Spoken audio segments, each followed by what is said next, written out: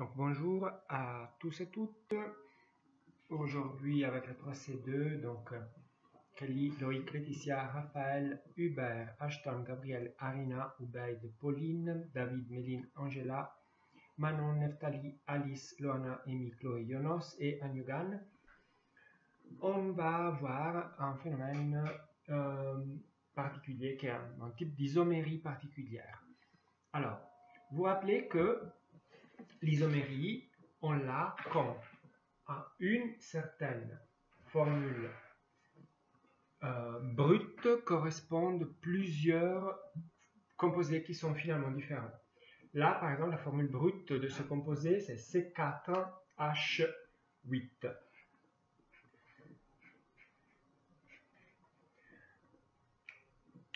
À ce composé correspondent à cette formule brute, C4H8, correspondent deux composés différents, celui-là et celui-là, dont je vais vous parler.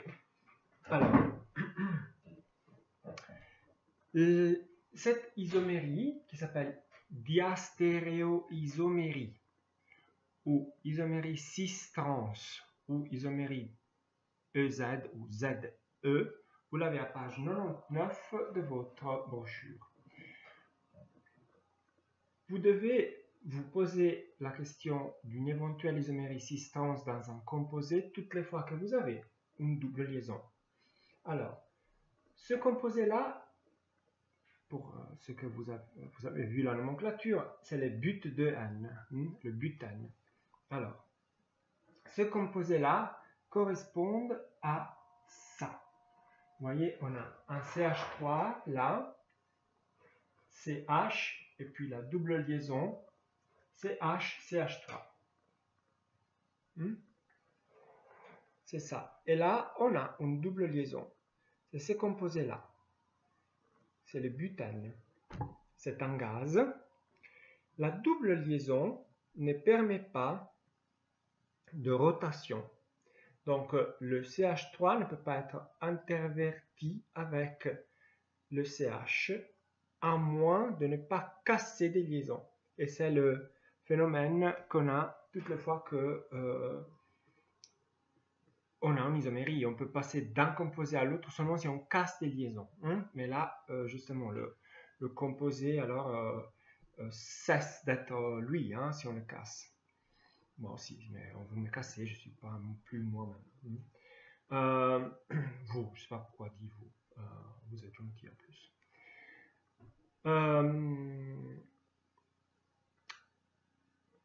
Le composé qui est en bas a la même chaîne. Vous voyez, si je ne vous disais pas que cette isomérie-là existait, vous l'appellerez de toute façon but-2N. Par contre, il est différent. C'est celui-là. CH3, CH, double liaison, CH, CH3. C'est ça, de nouveau notre double liaison, autour de laquelle on ne peut pas tourner. Alors on a deux composés qui ont la même formule brute, C4H8, dans laquelle il y a une double liaison. Et ces deux composés correspondent à sont deux différents. Vous voyez? Vous le voyez, ils sont différents. Par rapport à la double liaison, ce composé-là a un CH3 là et l'autre de travers par la double liaison. Ce composé-là, par contre, a un CH3 là et l'autre par rapport à la double liaison de même côté. On ne doit pas passer à travers la double liaison pour arriver à l'autre CH3. Donc, ce sont deux composés différents.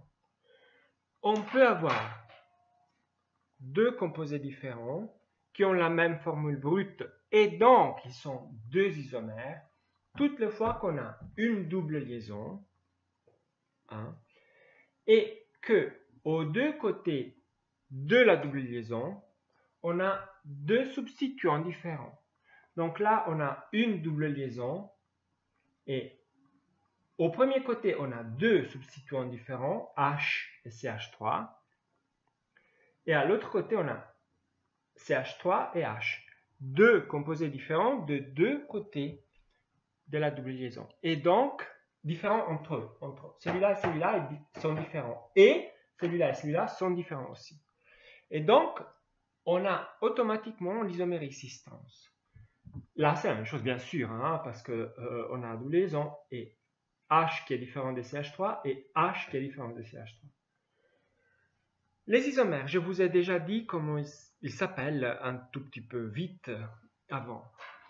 Le composé qui a le substituant le plus gros, là c'est le CH3 par rapport à H. Pour voir quel est le plus gros, bah, simplement vous faites, si vous voulez, la somme de masse des deux côtés de la double liaison. La somme de masse de ce substituant, la somme de masse de celui-là. Hein. Les deux plus gros qui sont de travers par rapport à la double liaison, on l'appelle l'isomère trans. Donc celui-là, il est trans but de N. Trans, vous savez, c'est quelque chose qui passe à travers. La transsibérienne est une ligne de train qui traverse toute la Sibérie. Transalpine, c'est une ligne qui traverse les Alpes.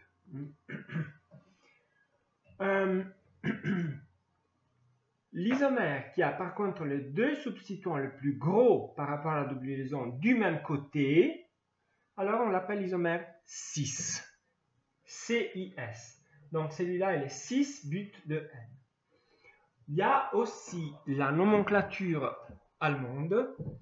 À la place du trans, vous mettez E pour entgegen, contre. L'un contre l'autre.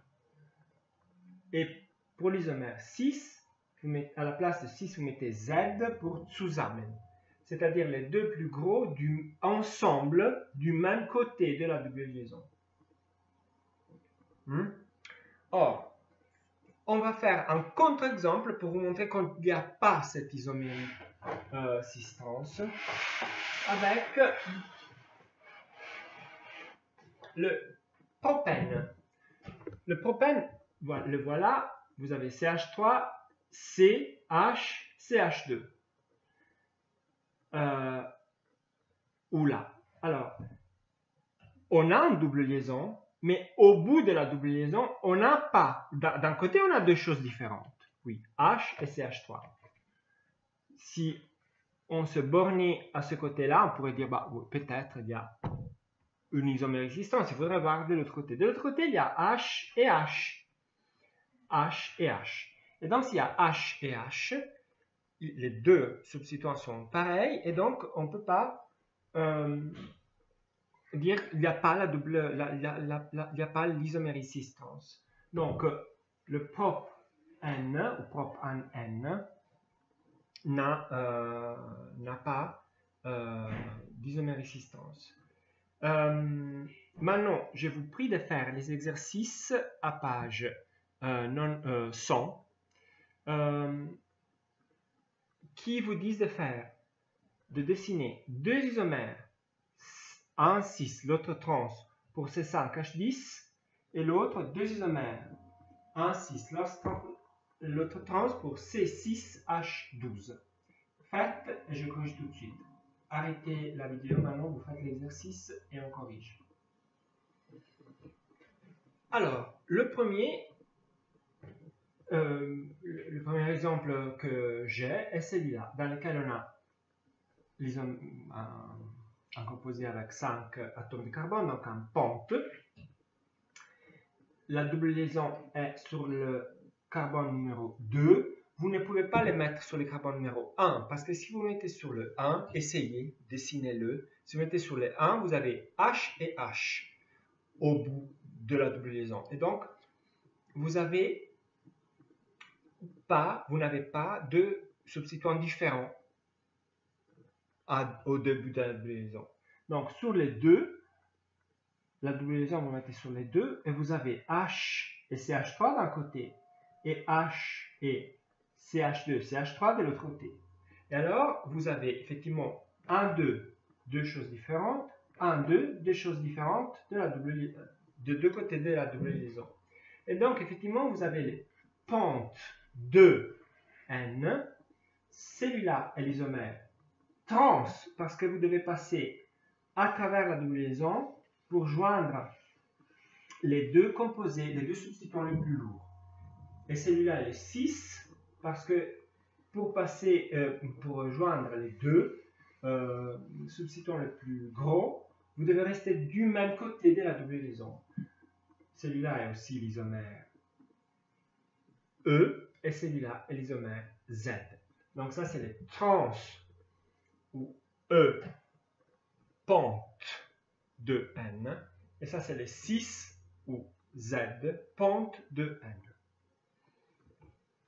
Et l'exercice suivant, c'est pour C6H12, faites-le, il vous faut faire 4 molécules différentes. Faites, stop, faites, et après on corrige. Voilà, je corrige. Donc, le premier composé que j'ai dessiné, peut-être vous en avez d'autres, si jamais vous pouvez me les suggérer par mail, par commentaire. CH3, CH, double liaison CH, et puis un propyle, c'est-à-dire CH2, CH2, CH3. Alors, la chaîne la plus longue est celle-là, à 6, justement, avec la double liaison sur le carbone numéro 2. Et donc, vous avez que les deux groupes les plus lourds sont du même côté de la double liaison. Pour les joindre, il ne faut pas passer à travers la double liaison. Et donc, vous avez un isomère qui sera 6. Du moment que c'est une chaîne à 6, vous avez un XN avec la double liaison sur le carbone numéro 2. Donc, un X2N qui a l'isomère 6. Donc, 6X2N. Et bien sûr, si vous pouvez faire les trans, si vous passez de l'un à l'autre en cassant, hein, comme je vous ai dit avant, vous pouvez casser les liaisons.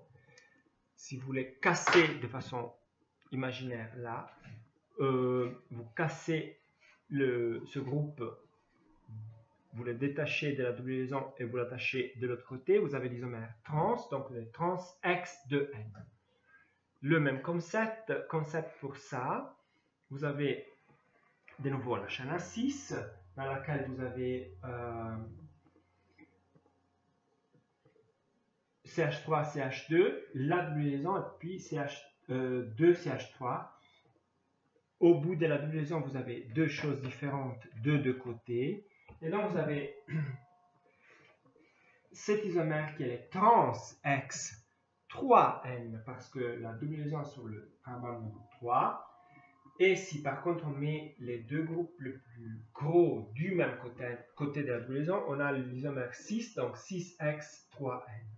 Ou encore, celui-là pourrait être l'isomère EX3N ou ZX3N, si vous voulez utiliser la nomenclature allemande. Maintenant que j'y pense, si vous mettez de deux côtés de la double liaison CH3 et CH3 du même côté, hein, donc ça ne vous donne pas, je l'ai fait là, dans ce petit encadré rouge, c'est double liaison. Et puis CH3, CH3. Ça, c'est aussi un isomère. CH3, CH3. Mais du moment que vous avez CH3 et CH3 et CH3 et CH3 qui sont égaux, cela ne vous donne pas l'occasion d'avoir deux composés différents.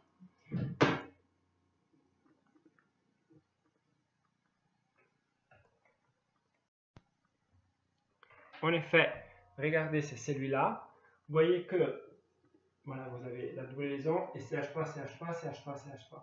Donc, vous pouvez, si vous détachez ça et vous les rattachez de l'autre côté, vous obtenez le même composé. Hein.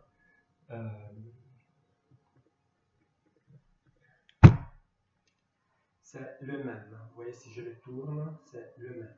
Hein. Voilà.